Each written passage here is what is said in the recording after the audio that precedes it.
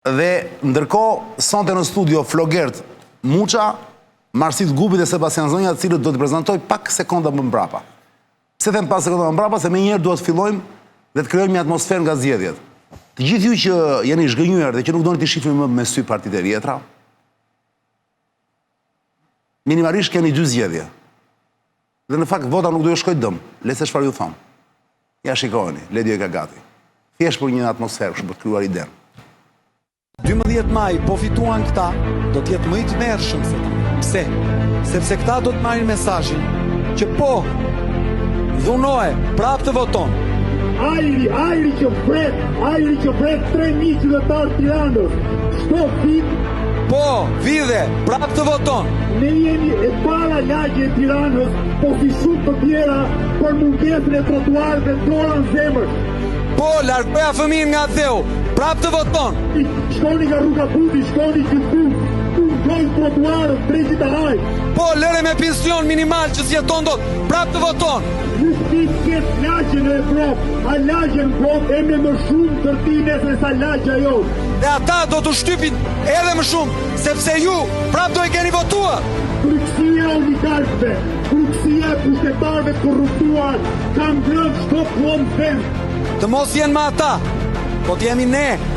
Po njeriu nuk kalon dot kur, prindi me fëmijë nuk kalon dot kur, qytetari i thjesht nuk kalon dot kur. Të mos jenë ma ata, po t'jetë ndryshimi.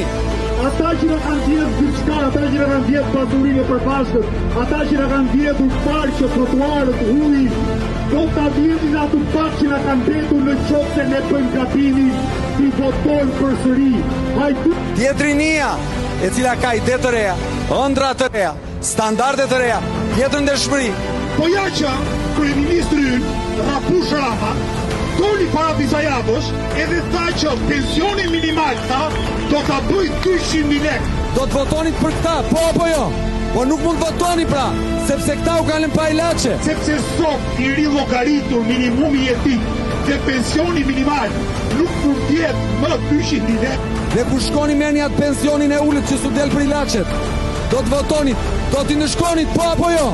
Po duhet jetë pak të 210.000 lekë. Kur fëmija ikën në emigrim, kur sa Ervin dhe ikin i përcjellni me lot në sy, do t'i votonit, po apo jo?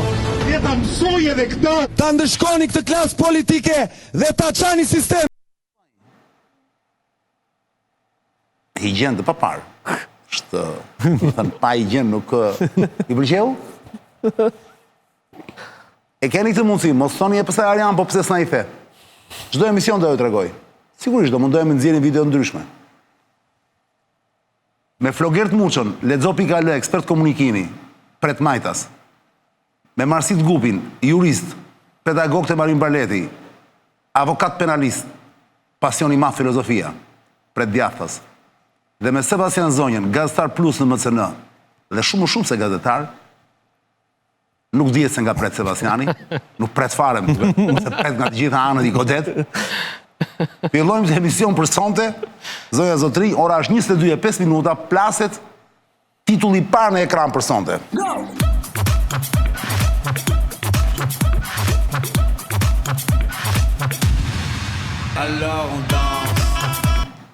Sigurisht që unë pres që të ketë debat midis teje, Marsit edhe Flogerti sot, sepse mendoj që ja vlen të ketë debat.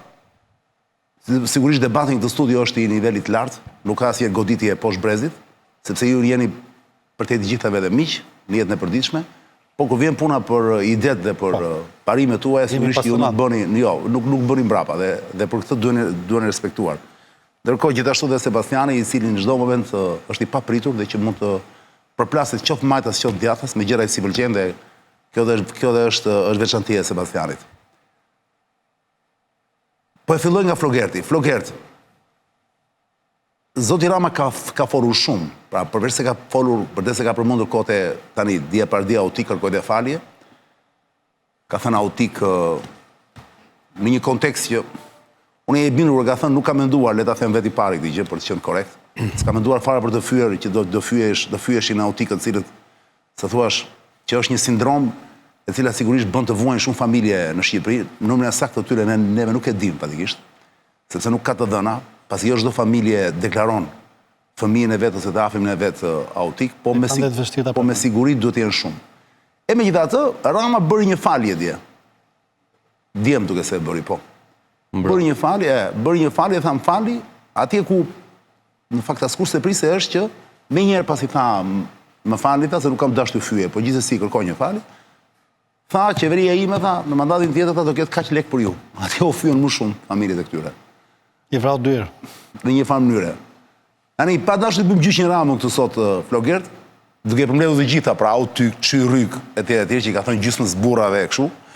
Nuk po futu termin buf edhe kërnec, sepse për mua ato nuk janë fyerje.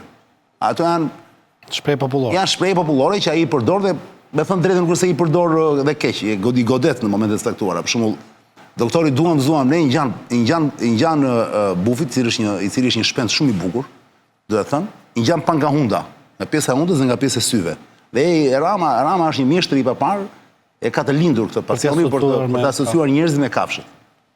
Që kur uleshim dikur para shumë kohësh bashkë, e kishte zakon për shembull, vinte Marsiti. Thoshim, po vjen Marsiti për shembull. Erdhi që ka piku, fap kot po them. Po vjen Flogerti. Erdhi plumbi bardh. Pra gjente gjithmonë një kafshë, po vjen se po vjen Çani. Më kështë e vënë dhe mua një gjë, më kështë e vënë appendix. Një quante appendix, sepse rastisi fiksi unë hoqe njëra apendicitin, dhe aji e shkojti appendix. Edhe më thoshtë gjithmonë appendix, kjo s'ka lidhje me kafshët, për qënë si ka, pra. Duhet pa tjetër që të asocioj me dikë, e ka me gjithë dynjan këtë punë. Kësa nave me sa duket, në fushatën e ti të sa i bje, e 4 është kjo, apo jo? Po. Kësa nave me sa duket, e vuri një jetë, la. Tha, kundërshtarët e mi, unë do t'i asocioj nga i kafshë, dhe e bëri. Doktorit i tha, buf, nuk i tani, do më kujtosh Flogert se qa kafshë shikot në këtyre të tjerëve, se i kanë zjera e në një klip, disa kafshë. Pastaj të gjithë skuadrës doktorit, le të themi, ju ka vënë nga një emërtes që kanë të bëjnë me shpendët që jetojnë në kënet. Edhe me insekte. Edhe me insekte. Ka Albana Vokshi si hardhuc, me sy bëjqel, ka muri... Se ajo nuk u bërë shumë virale ajo. Po nuk është bërë shumë virale, ka mbet vetëm të bufë. Ka bërë dhe tik lapajnë. Edhe tikun e ka bërë dhe tikun, ka një kategori që është doktori tiku, pra doktori tiku dhe luli. Po bravo, është dhe e ka të tre, vetëm me tikun është marrë nga gjithë ta të rinjtë dhe të vegjlit. Këti ka thënë... Të gjithë një farë mënyrë ka kryuar atë kopshtin e vetë zoologjik me kënetën e që ai dhe është lëshuar duke thënë... Kënetën duhet thënë, besoj e ke dëgjuar dhe ti, nuk e di... Po ja ka marrë Trumpit. E ka marrë Trumpit.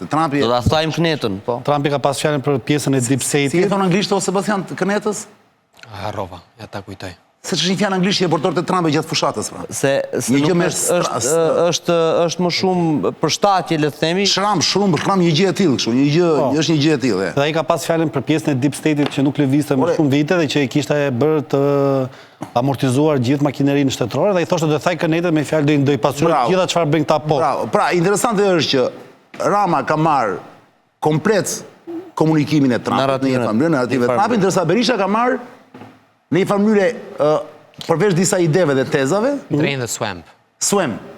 Drain the swamp, ja. Swamp i thonë kënetës, po. Drain the swamp, thajmë kënetë. Ndërsa Berisha ka marrë, se Rama e ka vënë kapelen gjithmonë, Berisha për të parë den me kapele, fatikisht. Nuk e ka të kuqe, e ka blu, nuk ka rëndësi. Pra, është çudi e madhe, pra, ky që merr Trumpin kur ishte në opozit, dhe Berisha, pra ky që i merr Trumpit në opozit narrativën, që është kryesor janë fakt, dhe Berisha që i merr Trumpit përveç lukut, i merr dhe këto, se thuash, programimet që bën. Programin. Kaq për këtë, kaq për atë dhe fatikisht Berisha... Fokus të ekonomie, le të. Po do flasim për këto, do flasim për Berishën dhe Ramën pas pak. Po unë duhet të kuptoj nga ty Flogerti dhe pastaj duhet të dëgjoj a kanë të njëjtën pikpamje me ty apo jo Sebastiani dhe Flogerti. Si ka mundësi që një njeri fitues, siç është Edi Rama, kur them fitues, prandaj kam punë thonjza, sepse nuk e di më, i mund të humbasi, mund mos kapi dot 70. Deri më sot. Po, problemi është si ka mundësi njëri fitues të gjitha sondazhet, përfshirë këtë sondazhin ton këtu, që bëjmë këtu me sondazhin që bën Zonë e Lirë nëpërmjet Sonketës, Gjergjit, që e përshëndesim, do vitë të premte për sondazhin e tretë, si ka mundësi që ky ka nevojë të shfryjë dhe të bullizojë kështu pra. Këtë ma shpjegon dot? Po. Pa dashur të futemi në një analizë psikologjike se ne nuk kemi ekspert. E para nuk mund të rri pa mos e thonë jo, pa unë nuk mund të rri pa thënë që ajo e autizmit dje ka qenë një gaf që bëri mirë që kërkoj falje, por ishte një gaf e rëndë, e dënueshme, e pafalshme. Nga ana tjetër, pse bën Rama këtë? Rama e ka qasje karakteriale këtë çan.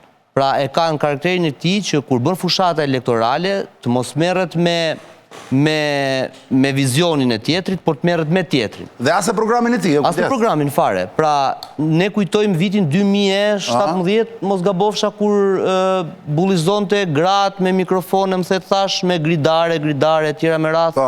Pra Rama nuk e ka për herë të parë këtë. Ke kishte marrësi për sumën, më duket. Po. Nuk ka rëndësi, se mora thjesht një emër që më kujtua, por thelbi është që Rama e ka pjesë të karakterit të tij që e bën kështu. Tani pse e bën, unë kam një qëndrim dhe një opinion timin të analizuar. Edi Rama, miku im, është mjeshtër për të tërhequr vallën. Pra ai është dirigjenti i gjithë fushatës elektorale që ndodhen në Shqipëri. Pra krijon agjendat ai, thua ti. Absolutisht, agjendën politike, mediatike, elektorale dikton Rama. Pra mjafton që Rama të flasi për Bashën dhe gjithë flasin për Bashën, edhe doktori.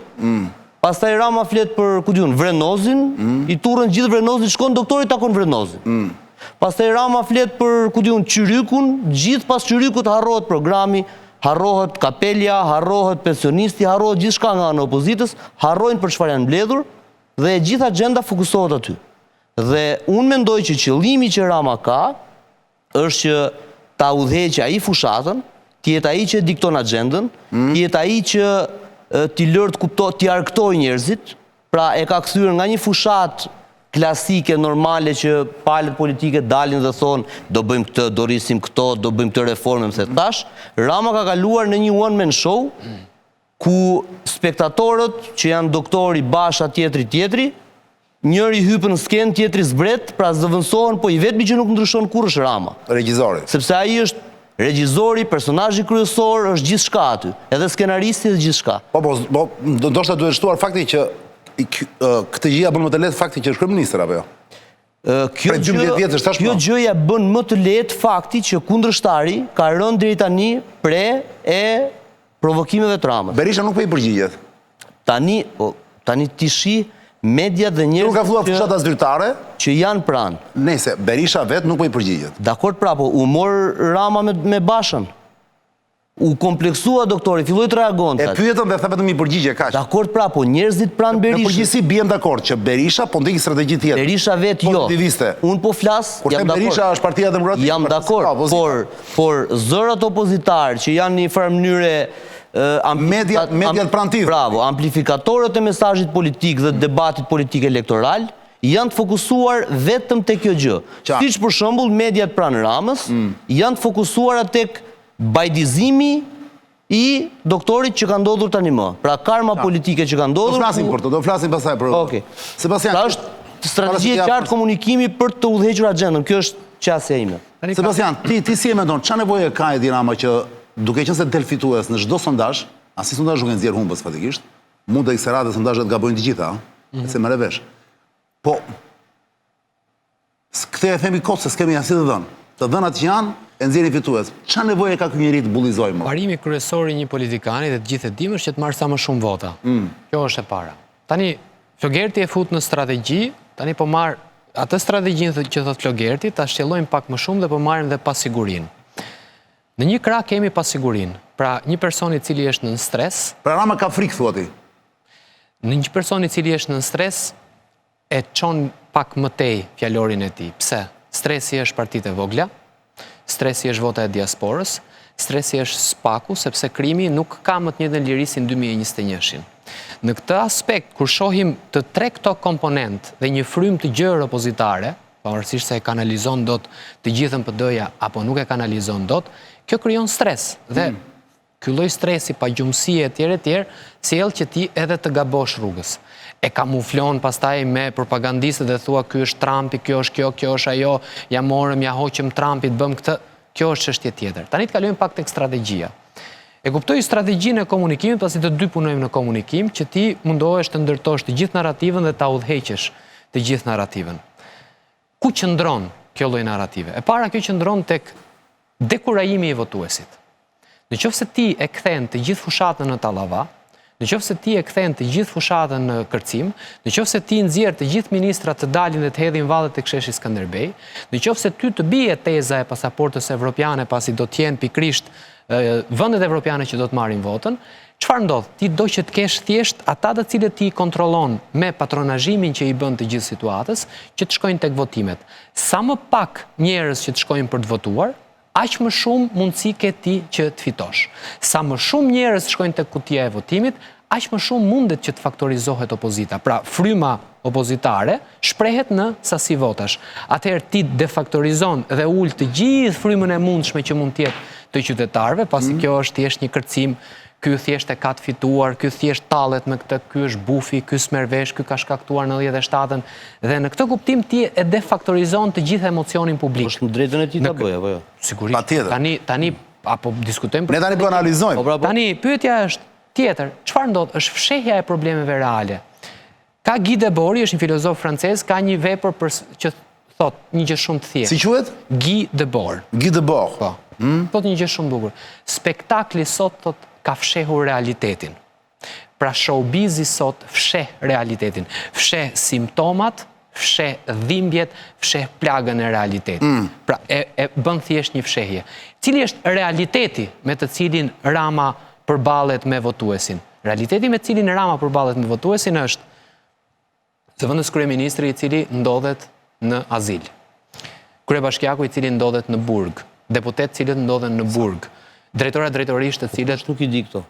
Po pra, por në qoftë se i gjithë debati sot shkon që ky është me këtë problem, ky është me këtë lloj forme kafke. A mori Vrenozi, pse s'ka në Vrenozi?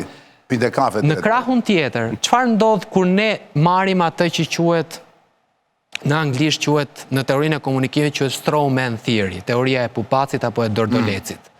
Çfarë ndodh me teorinë e dordolecit?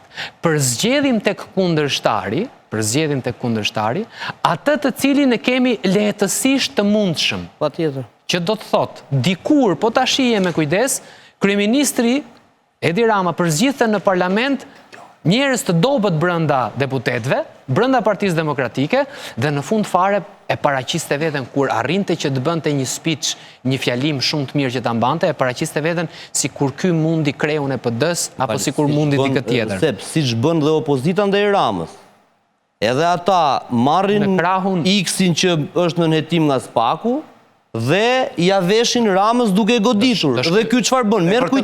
Merr kujtim Gjuzin, edhe thot i kujtimi dhe Vrenozi janë opozita. Po pra. Sot arriti kulmin, sot tha Vrenozi do jetë një ditë në vend Saliut. Pra pas do marri Korçën, tha.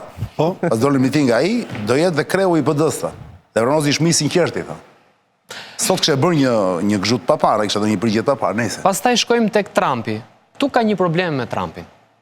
Trumpi është gjë tjetër, realiteti amerikan është komplet gjë tjetër, fjalimi i Trumpit është komplet gjë tjetër, merri të gjithë strategët e Trumpit janë komplet gjë tjetër. Të marrësh dhe të lexosh George Lakoff që është i demokratëve, apo dikë tjetër i cili është nga republikanët. Dhe ta sjellësh në realitetin shqiptar, është thjesht sjellje pa thelb. Unë nuk e di çfarë thelbi mund të më thuash të më gjesh cili është thelbi i gjithë këtij muaji që është në fushat kryeministri, që po i thot qytetarëve, më votoni mua sepse unë do t'ju bëj diçka, apo do t'ju sjell diçka, apo do t'sjell një risi. Ka një risi? Që të mos i marrësi diçko. Rama, unë po lexoj qëllimet e Ramës, si do e këshilloja unë e tjera me radhë janë një debat tjetër komplet. Rama, për mendimin tim, po luan dhe po bën një strategji shumë efikase.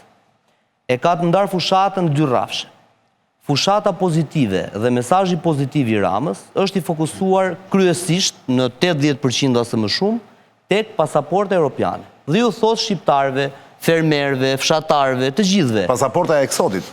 Prit, dakor, tjetër hesapa, ju thot me Bashkimin Evropian thot që mbyllim negociatat dhe unë i kam networket për ta mundësuar pastaj dhe votimin që thua ti. Që vitin e parë, po e gjoja sot se na e do profesionin neve t'i gjojmë gjitha palët, do të them dhe doktorin çfarë tha, që vitin e parë tha 300 milion vin direkt këtu. 1 miliard të vësen. Jo, 300 milion vetëm për fshatin. Qatë. Dhe tha, kini parasysh ta, që do ketë polic Europian tha, nuk do i menaxhojmë ne, pra të gjitha ato që keni dëgjuar që afera, korrupsioni, AZBR-ja, bien, po këto ndodhin me mua.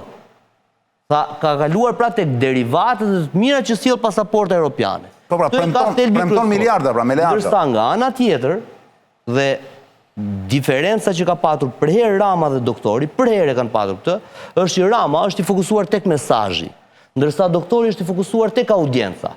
Pra dhe në parlament, Rama del dhe i qëndron vetëm mesazhit përsërit. Doktorit i fliste balla atje, dilte nga fjalimi që po mbante, i ftoshte ballës qartë. Më ka ndryshuar. Sot është PD-ja që po shkon tek mesazhi, po shkon qytet në fshat dhe po thot programi ime. Ti ja thash fillim, po. Rama është audienca. Sepse prekja e emocionaliteti, mënyra e spektaklit. Jam dakord. Rama një te mesazhi që nuk po çedon. Pika e parë që Rama nuk po çedon është te mesazhi që unë sapo të shpjegova. Pastaj, pjesa tjetër që ka të bëjë me opozitën është fokusuar tek audienca. Pra, jep mesazhin e tij të plot dhe derivatet e tij dhe pastaj futet tek çdo lloj audience duke bërë spektakël dhe duke projektuar opozitën siç ai do. Pra, në këtë kuptim mua më duket një fushat efikase për sa kohë edhe agenda publike dhe rrjetet sociale dhe mediat opozitare, le të them unë, turren pas gjërave pa thelb që thot Rama duke ja amplifikuar mesazhin që do Rama. Një sekond. Ka kapur shumicën e medias që e amplifikon mesazhin? Apo janë këto që i shkojnë? Mediat që janë edhe kjo dihet sepse është publike. Sot dy televizionet është quajtur kombëtare dhe pse audienca nuk matet asnjë dhe nuk dihet se sa i shohin ato. Po. Ka shumë njerëz që mendojnë që ato janë televizione të mëdha. Po. Tjetër pjesë e llumit kjo. Janë totalisht me regjit Ramës. Kjo dallohet, mjafton të shikosh emisione. Tema, titulli, të gjithë më Fan Tomas, Sumra, të gjithë. Jo, më jo. Tani të ftuarit janë të gjithë kritik me qeverinë, nga i parit e i fundit. Shiko rolin e moderatorit, mos shiko të ftuarit. Ftuarit neutralizohet mesazhin. Moderatori del keq për vete, kaq. Po ka rëndësi, Dgjoj, o Flogert. Opinionin e bëjnë opinionistë. Të lutem, se nuk e them për debat, kjo nuk i takon ju fare, është pjesa ime kjo. Qartë. Janë këto të mija, një sekund, Marsi, sepse duhet të bëjmë një gjiro dhe të kthehemi. Po më ndërpreju Flogerti që po thoshja. Ndjes, jo, për mediat pra që... mediat kombëtare. Po pra, duke pasu e këto më veta, ai e ka shumë të thjeshtë. Dhe gjithatu unë them, pra, bravo i qoftë, sepse luftë është kjo. Sot mediat mund të ishin me doktorin. E kemi thënë. Tani më fal sekond. Instrumento armiq. Se ndërkohë, le ti themi gjëra siç janë. Unë kur shoh vërtet që ky kontrollon media, sepse është më i shkathët, etj, mediat kryesore. Kur shoh ndërkohë se kush e mbron doktorit, është prapë Kutheret Qameti. Po. Le ti themi këto gjëra. Pra nuk është shumë se doktori ka një grup gazetarësh, opinionistë etj që shkëlqejnë, që të lënë pa fjalë. Në 2005 nuk kanë qenë Çili e këta të tjerë. Po për shembull, nuk di po Çili as krahasohet fare, po për shembull, është Kutheret Qameti. Pra, edhe në këtë plan, nuk është tamam faji Ramsit. Po. Unë vot isha këtë do bëja. Drejt. Sepse jetojnë në një rajon ku nuk kërkohet të jem demokrat, më kërkohet të jem thjesht stabilokrat. Kështu më duan Amerikanët, kështu më duan Europianët, unë jam dhe simpatik, diti bëj për të qeshur, mbaroj historia. Pra, le të heqim pak doreza tani e artikulimit politikisht korrekt, le të themi gjëra siç janë. Pra, vërtet ky ka kapur gjithë mediat. Po ky tjetri që ka më pak të pantikisht e cilësor, unë kur shoh fytyrat që mbrojnë sot ose që godasin Edi Ramën, më vjen për të vjellë, më vjen keq. Vjellë e këtej, vjellë andej. Ndaj të kërkoj prap Ledios tani, që shqiptarët 11 maj në këto 2 javë mund të bëjnë diferencën. Mund të krijojnë një risi të papar, po të jenë pak të zgjuar dhe vota nuk shkon dëm. Dhe Ledio i cili tani po flet me kolegët e vet atje, me teknikët audio vedi, i kërkoj vëmendje Ledios ta plasi edhe një herë. I alternativa në qoftë se doni vërtet jeni zhgënjyer dhe nuk doni më të keni të bëni me mashtrues të vjetër. Urdhë alternativa, shikoni. Është kjo tjetra. Këta të dy. Do thoni Ariam se s'kan nxjerr 3. Këta do të jetë më i tmerrshëm se ta. Pse? Sepse këta do të marrin mesazhin që po dhunoje, prapë të voton. Ajri që pret 3.000 qytetarë Tiranës. Çdo vit po vide, prapë të voton. Ne jemi e para lagje e Tiranës, po si shumë të tjera për mungesën e trotuarëve ndora në zemër. Po, largoja fëmijën nga dheu. Prap të voton. Shkoni nga rruga Buti, shkoni gjithku. Gjojnë trotuarët, tregi të haj. Po, lëre me pension minimal që s'jeton dot. Prap të voton. Nuk ti këtë lagjen e Evropë, a lagjen botë e me më shumë tërtines e sa lagja jo. Dhe ata do të shtypin edhe më shumë, sepse ju prap do e keni votuar. Frikësia oligarkëve, frikësia e pushtetarëve të korruptuar, kam grënë shto plon vend. Të mos jenë ma ata, po t'jemi ne. Po njeriu nuk kalon dot kur, prindi me fëmijë nuk kalon dot kur, qytetari i thjesht nuk kalon dot kur. Të mos jenë ma ata, po t'jetë ndryshimi. Ata që në kanë djetë gjithçka, ata që në kanë djetë pasurinë e përbashkët, ata që në kanë djetë parqe, trotuarët, ujin, do ta vjetin ato pak që në kanë betur në qoftë se ne bëjmë gabimin, ti votojnë përsëri. Hajde. Tjetrinia, e cila ka ide të reja, ëndra të reja, standarde të reja, tjetër ndeshmëri. Po ja që kryeministri Rapush Rama doli para disa javësh edhe tha që pensioni minimal do ta bëj 200.000 lekë. Do të votonit për këta, po apo jo? Po nuk mund votoni pra, sepse këta u kanë pa ilaçe. Sepse sot i rilogaritur minimumi jetik dhe pensioni minimal nuk mund tjetë më 200.000 lekë. Dhe kur shkoni merrni atë pensionin e ulët që su del për ilaçet, do të votonit, do t'i ndëshkonit, po apo jo? Po duhet jetë pak të 210.000 lekë. Kur fëmija ikën në emigrim, kur sa Ervin dhe ikin i përcjellni me lot në sy, do t'i votonit, po apo jo? Ne ta mësoj edhe këtë. Ta ndëshkoni këtë klasë politike dhe... Unë e besoj. Se atë po mendoja tani, para se të bëjmë një pauzë të vogël. Po i thosha miqve të mi këtu, Flogerti, Sebastianit dhe Marsitit. Ore, imagjinoni për një moment sikur në 12 maj kemi situatën që është Kosovë. Albin Kurti doli partia e parë, por nuk bën dot qeverinë. Ndodhi dhe Rama, si një të gjë. Imagjinoni se ndodhi edhe këtu, vlla. Dakord më. Po pse më nuk do kishte frymarrje ky vend? Absolutisht po. Ore, do shikonin ca njerëz që do përballeshin vërtet, vlla. Aman Flogert do thoshte, unë hajde me mua, të lutem Marsit. Dakord, unë jam i bindur që këtu do vërshonte edhe thesi madh me para, ëh? Po. Se për shkakun në Kosovë ai, me sa duket nuk po i blen dot atje, Jo. vlla. Se ka as metodë. Atje vlla. Ose janë shumë shtrenjtë. Jam dakord unë. Po shqyqyti janë shumë shtrenjtë. Po dakord jam. Jam dakord. Ma ke sa më shtrenjtë që të shitesh për një copë bukë. E pra, dhe ajo, dakord. Me gjëra fjala jemi te buka. Kujdes ushqimi që hidhni makinës, sepse do iki makina për kumblla. Do shkoni vetëm te SP Oili, ja Ledi o tregon tani me imazhe. Kur makina është si punë e njeriu, varet se çfarë ha, që të jetoj gjatë makina, duhet që të haj mirë, dhe që të haj mirë duhet shkoj te SP-ja. Kujdes, zonja zotrinj, se ju her pas here nga nxitimi, nga pakujdesia, nga neglizhenca, e fusni zorrën e karburantit, çdo zorr e fusni në makinën tuaj. Po jo, mos fusni çdo zorr. Makina e do zorrën, patjetër. Por varet cilën zorr. Do zorrën e SP-ilit. Po them zorr, ka fjalë për tubin që futet atje brenda. Edhe është ajo zhurma që mbushet. Kjo është një perl.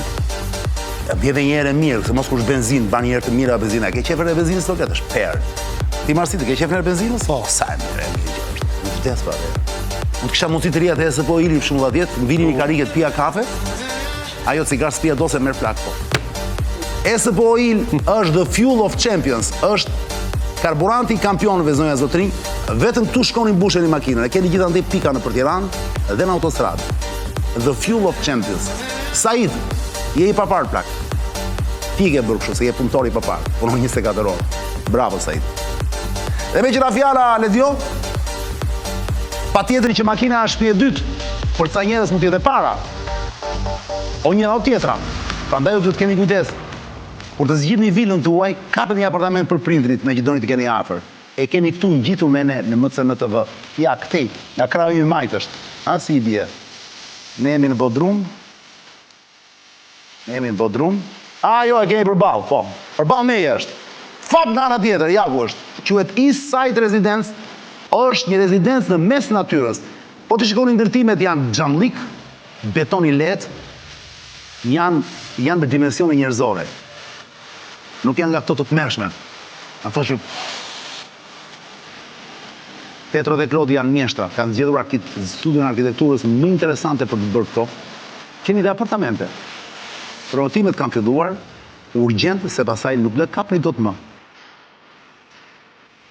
Gjë e parë do thoni është, e dëgjuan Teçani, bam 5% ulje. Inside Residence, e pa parë e pa dëgjuar. Ora është 22:32 minuta, dhe me siguri Ledjo, prapë do ja zi në grupë Marsitit fjalën, ta je garavën, sepse do duhet të bëjmë një xhiro, sepse na erdhen ato. Sa herë që na vinë ato, ne shirohemi, të gjithë, marrim frymë. Njësoj sigur të mohasis mos kapte shumicën, është e njëjta gjë kur vinë ato. Për parasysh, s'kapi shumicën. Lirohemi të gjithë.